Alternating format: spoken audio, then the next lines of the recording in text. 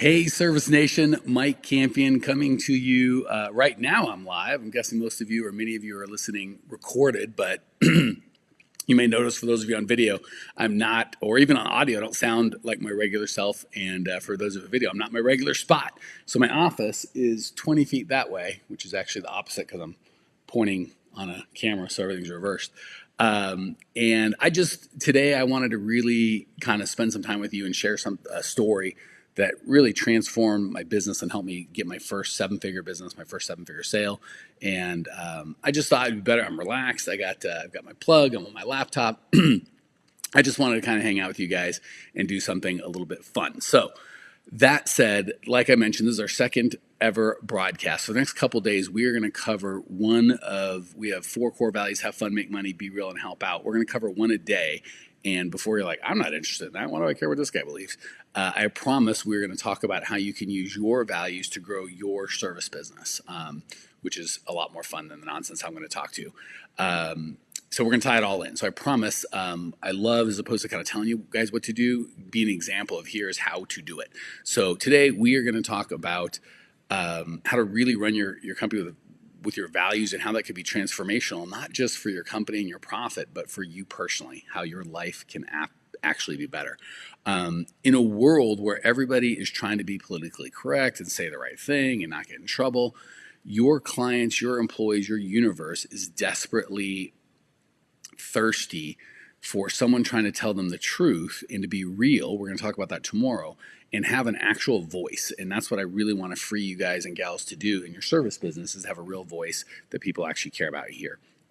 And to kind of set that tone, I'm going to be real and share probably the most embarrassing and kind of the story I've got in my life that's got the most regret I've ever had. And believe it or not, tie that into how it really freed me up to have my first seven-figure business after a decade of trying, and how it transformed my life, everything. So that is, let's go back. And I promise we're going to tie it into a way that we can help you grow your business and really make a change in your life. So I bought my first business, which was a Service Master commercial cleaning business, so a service business, at 22 years of age. And my wife and I at the time had saved everything we earned.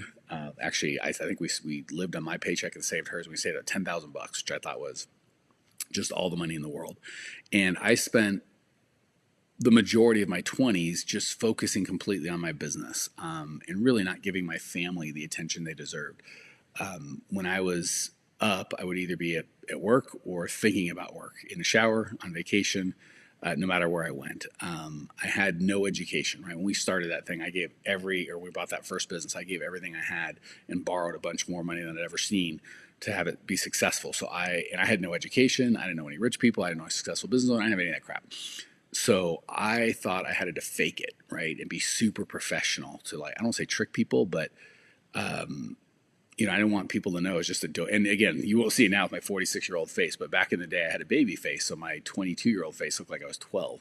So I was just always afraid that people were going to meet me or see me and be like, you don't know what you're doing. You don't belong here. So I acted super professional. I tried to use big words. I dressed nice, always try to be super professional, just because I thought that's what I needed to do. More than anything, I wanted to be successful and recognized, right? I actually left my first job. My only job, real job I ever had, was selling cars. And I was making, when I left, like $50,000 a year, which back in the 90s, because I'm old, that was more money than either my parents, I'm guessing, had ever made, right? And a lot of the guys that were working with me were like, oh, that's crazy. How could you leave? That's the stupidest thing ever.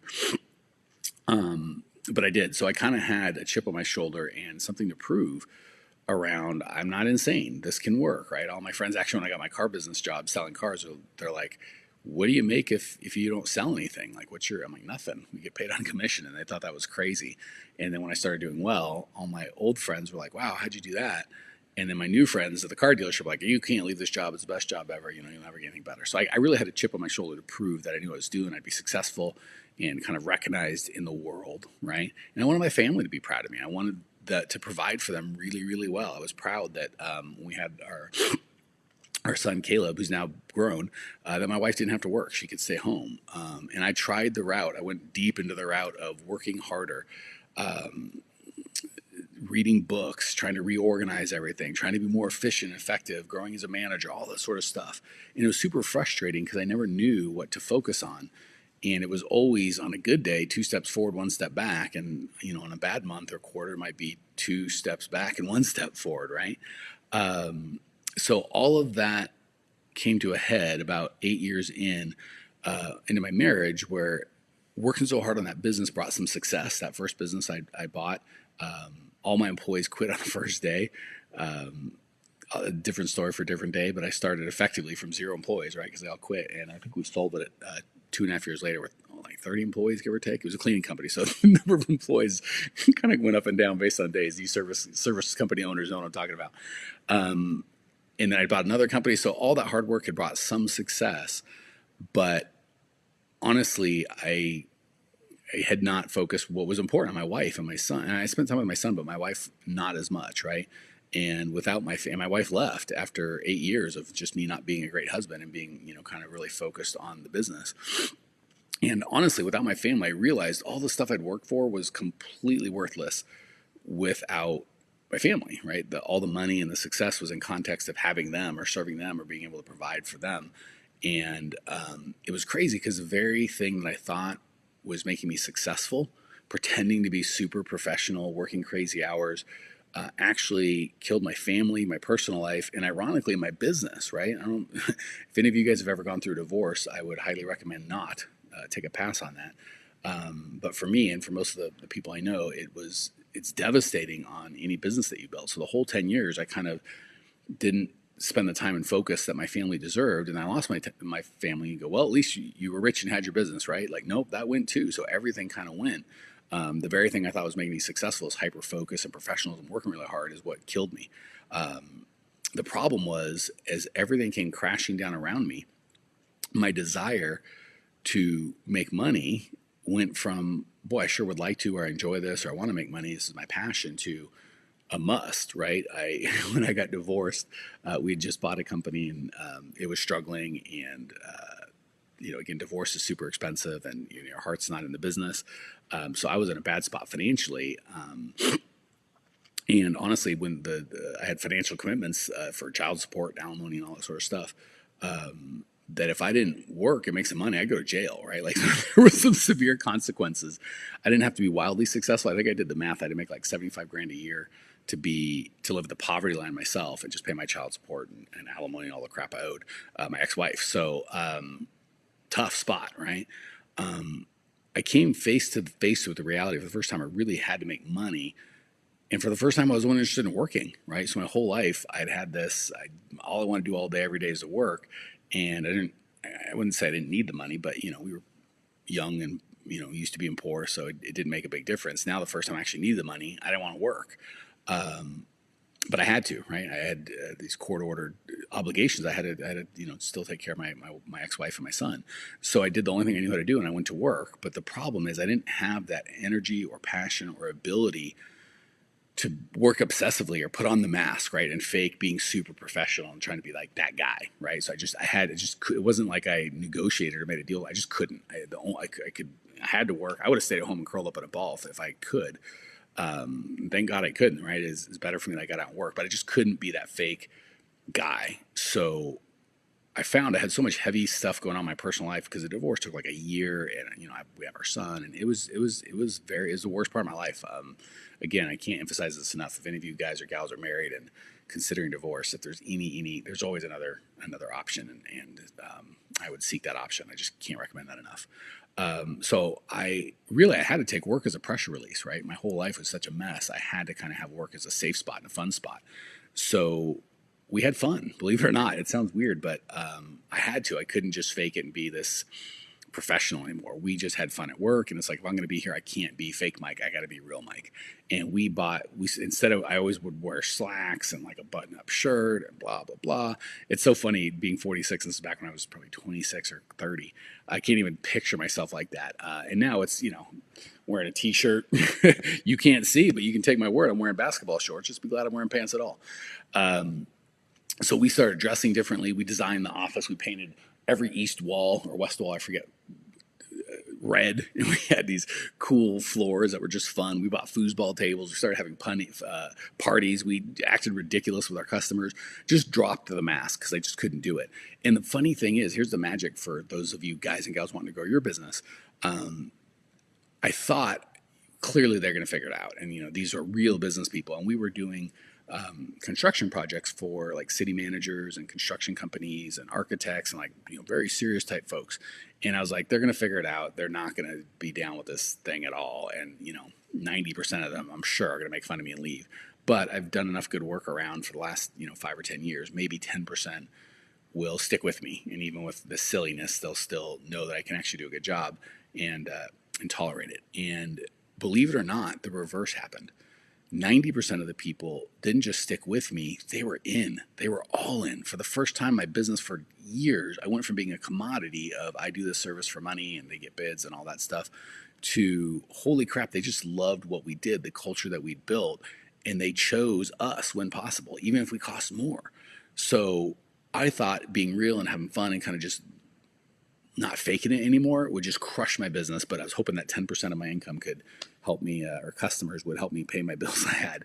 And the reality is, actually no one, I can't even remember anyone, there's probably somebody, no one said this sucks or I hate it. The worst I got was, oh, I love it, Mike, I love it. You should be careful that other people aren't going to like it. So that was the biggest negative feedback was, other people are going to freak out. But the reality was they loved it, right? And the people that liked it didn't just like it, they loved it because we were us, we were different, we weren't trying to be professional or fake or any of that stuff, and people just went nuts. And the second thing I found after the customers chose my business, the beautiful thing is employees chose my business. Up until then, I had thought for sure, as a fact, it's just money, right? My competition's got better employees, they've got better employees because, and it's so funny saying this because it's so the opposite of what I teach and what we stand for. It's hard to even picture myself in this spot, but I was. The good employees chose our business, right? We weren't a commodity. They wanted to stay, and we obviously paid well, but they didn't come for the money. They came for the experience. I always thought I needed to pay better. Apparently, I realized I just needed to offer a better experience for the employees. They wanted to be a place where they didn't have to be fake and where they could have fun. God willing, they weren't going through a divorce, but they needed that pressure release and that work to be a place that they wanted to go to, as opposed to had to go to, just like I did, right? So it took me a while, but as I healed through that broken relationship, I realized I didn't have to run my business. I didn't have to be broken to run my business that way, right? I could do it on purpose, right? That was the magic, and that's the epiphany I want you to have, because I had that epiphany. Because I went from working too hard all the time and pretending to be this fancy, professional, important person, and couldn't let anyone know we were little, to letting people see and choose the real me and our real team for whatever it was, even if it was little, because it was little. When we got divorced, we started from nothing, and just went from the business being a taskmaster to me spending time with my friends and having fun. It worked so well. People started coming from all around going, how did you create this culture? How do you get these people? People started recruiting our team members. And it forced me to start thinking about how we did what we did in a much clearer way, right? Because I wish I could say I was some business genius and I'd kind of done all the research. And trust me, I read lots of books and spent hundreds of thousands of dollars on mentorship and learning, all that sort of stuff. So I'm not knocking that. But I think that was all kind of on my conscious mind. The subconscious, I just discovered through this painful situation that really getting clear on who you are and sharing that with the people that you want to do business with or do business with you on a team, vendors, employees, that whole community. So as people started asking, how did you do that? It forced me to think about how could I help? How can I explain it? How can I help other people do that? And I realized that building that culture that attracted the best employees and the best customers, that, again, regardless of what I paid the employees or charged the customers, and again, we paid our employees fair, so it's not like I was using this as a chance to pay less. I probably could have. I think they would have worked with us for less money than usual, but that would have been against our core values. And then customers, we started being able to charge a premium and provide a better experience for them. It was all based on being clear on my core values and attracting the people that shared them. And the cool thing is, I'm sure it turned off a very small amount of people, but those people could have been, historically had been the people that cost me the most time, the most frustration, the most headache, and brought me the least return on my time and money and emotion and investment. So those people never even showed up. So I had more energy for the people that did show up. And the people that did show up weren't just mildly interested in what we were doing. They were all in. They really dug what we were doing, right? The employees were committed, the customers were committed, and they were passionate about contributing to the shared experience. So it now was not me and my customers, it was my customers wanted to be a part of this community that we created. It wasn't just hiring people for money. They wanted to be a part of the community that we created. And believe it or not, after a decade of working my tail off, it allowed me to build my first 7-figure business, and within a couple of years, after working so hard, sell that business for 7 figures. And that my next business went from 0 to like 4.3 million in 18 months. So those values, that having fun and the being real and realizing that to separate yourself from being a commodity, you kind of had to be you, right? No one could knock me off because they couldn't be me. They'd be a poor version of me. And they tried, by the way. So funny, people and try and do our vibe, but they were just a crappy version of me. And had they called and asked me, how do you do that? I would have said, you got to discover your core values and get clear on what you do. And then I can't compete with you. But they didn't call and ask. They just tried to knock what we did off. And it never worked because they were just a poor man's version of us. So that, believe it or not, was the basis of the service profit method that we've used to help so many owners of service companies. And after we sold our second brick and mortar business for 7 figures, I spent the last 6 years helping thousands of owners of service companies work less, grow faster, and have more fun. And this is a super exciting time because for the last 6 years, it's been only owners of cleaning companies. I started with a Service Master franchise. I love those people. I still love those people.